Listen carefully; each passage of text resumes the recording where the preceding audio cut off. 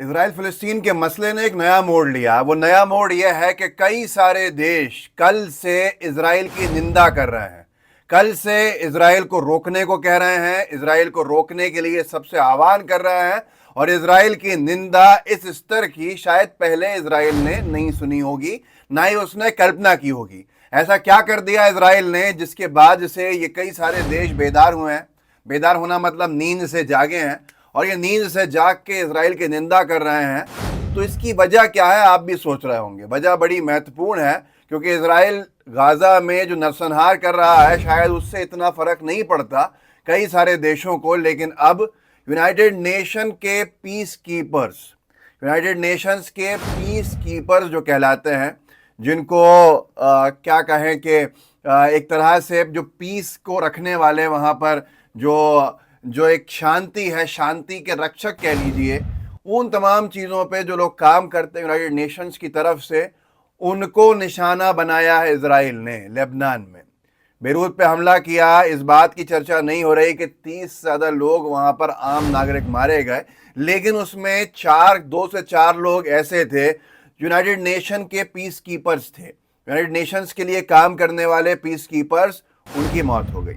और उसके बाद से ही हंगामा जो चल रहा है, जबकि इसके बारे में ये कहा जा रहा है कि उनकी मौत नहीं हुई है, जख्मी हुए हैं, पर सब जानते हैं कितनी सच्चाई आपके सामने आ रही है।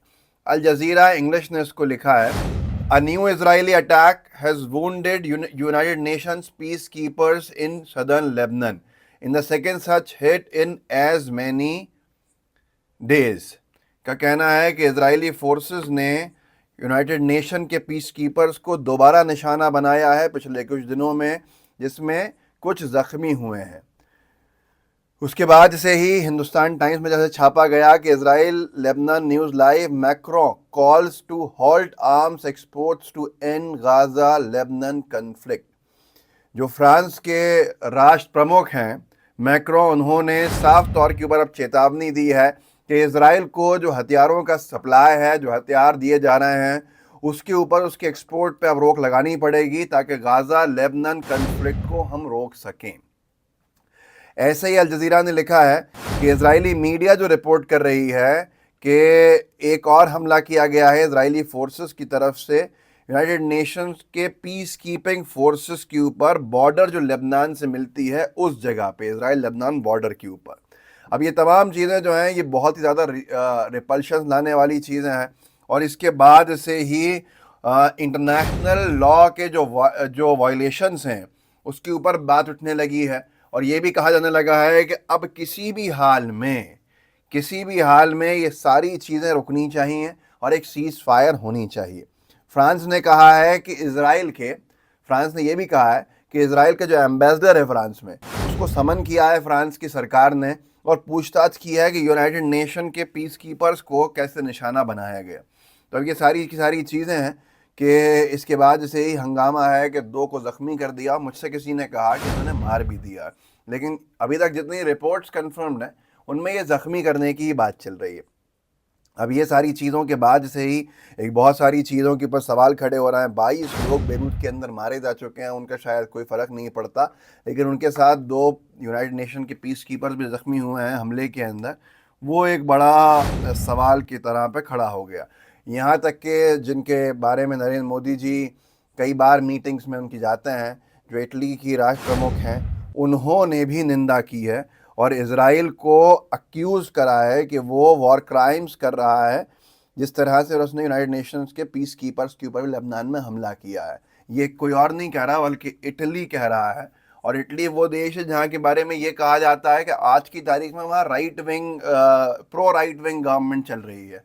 तो ये जो मेलोनी जिनको कहते हैं, तो ये अब बहुत बड़ा सवाल खड़ा हो गया है कि इसराइल के समर्थन में जो लोग थे वो भी अब धीरे धीरे हट रहे हैं।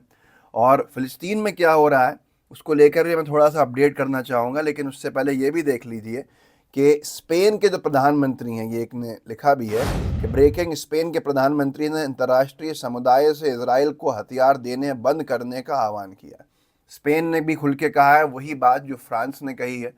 फ्रेंच राष्ट्र प्रमुख जो हैं, जो फ्रांस के राष्ट्र प्रमुख हैं मैक्रो, उन्होंने कहा है कि हथियारों का एक्सपोर्ट बंद करो इसराइल को, ताकि ये लेबनान और गाज़ा का पूरा विवाद रोक सके हम। और वही चीज़ स्पेन भी दोहरा रहा है। अब आप सोचिए कि क्या हाल होगा हमारे बेचारे अनभक्त, वो बेचारे अनभक्त जिनको आज की तारीख में ये सिर्फ एक धर्म विशेष की नफरत में समझ में ही नहीं आ रहा है कि भारत का रुख किस तरफ है, और वो इजराइल के समर्थन में और फ़िलिस्तीन के विरोध में अपने झंडे बढ़ाते हुए दिख रहे हैं साफ तौर के ऊपर। ये एक बड़ा बड़ा सवाल है जिसका जवाब शायद नहीं मिलेगा।